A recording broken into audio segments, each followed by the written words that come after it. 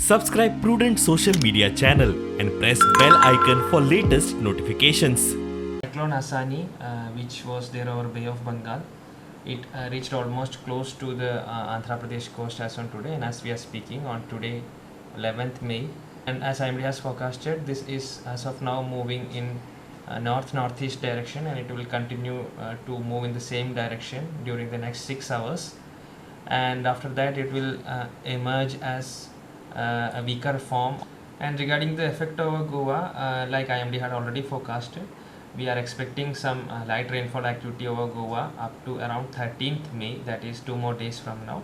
Today, tomorrow and day after tomorrow we are expecting light rainfall activity, and among that today on 11th of May, that IMD had already forecasted, on 11th May there will be slightly increased spatial distribution of rainfall. That means the number of places that will get rainfall over Goa will be slightly higher today, and tomorrow and day after tomorrow again the distribution will be slightly lesser, but light rainfall possibility remains. There are as of now there are no fishermen warning for Goa or the coast of Goa.